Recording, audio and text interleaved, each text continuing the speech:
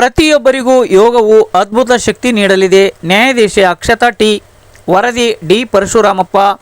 ವಿಜಯನಗರ ಜಿಲ್ಲೆ ಹೂವಿನ ಹಡಗಲಿ ತಾಲೂಕು ಕಾನೂನು ಸೇವೆಗಳ ಸಮಿತಿ, ತಾಲೂಕು ಆಡಳಿತ, ತಾಲೂಕು ವಕೀಲರ ಸಂಘ, ಪತಂಜಲಿ ಯೋಗ ಟ್ರಸ್ಟ್ ಸಂಯುಕ್ತಾಶ್ರಯದಲ್ಲಿ ವಿಶ್ವ ಯೋಗ ದಿನಾಚರಣೆಗೆ ಸಿವಿಲ್ ನ್ಯಾಯಾಧೀಶರಾದ ಅಕ್ಷತಾ ಟಿ ಅವರು ಚಾಲನೆ ನೀಡಿದರು.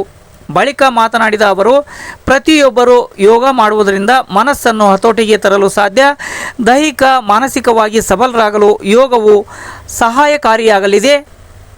ಯೋಗ ಮಾಡುವುದರಿಂದ ಏಕಾಗ್ರತೆ ಹೊರಹೊಮ್ಮುವ ಜೊತೆಗೆ ಪ್ರತಿಯೊಬ್ಬರಿಗೂ ಯೋಗವು ಅದ್ಭುತ ಶಕ್ತಿ ನೀಡಲಿದೆ ಎಂದು ಹೇಳಿದರು.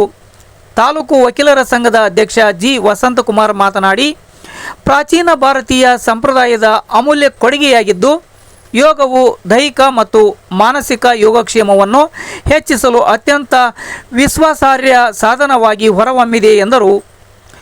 ತಾಲೂಕು ವಕೀಲರ ಸಂಘದ ಉಪಾಧ್ಯಕ್ಷರಾದ ಜ್ಯೋತಿ ಮಲ್ಲಣ್ಣ ವಕೀಲರು ಮಾತನಾಡಿ, ಮಾನವ ಮತ್ತು ಪ್ರಕೃತಿಯ ನಡುವಿನ ಸಾಮರಸ್ಯ ಮತ್ತು ಆರೋಗ್ಯ ಮತ್ತು ಯೋಗಕ್ಷೇಮಕ್ಕೆ ಯೋಗವು ಅತ್ಯುತ್ತಮ ಸಾಧನವಾಗಿದೆ. ಮನಸ್ಸು ಮತ್ತು ದೇಹದ ಮೇಲೆ ಧನಾತ್ಮಕ ಪರಿಣಾಮವನ್ನು ಬೀರುತ್ತದೆ ಎಂದು ಹೇಳಿದರು.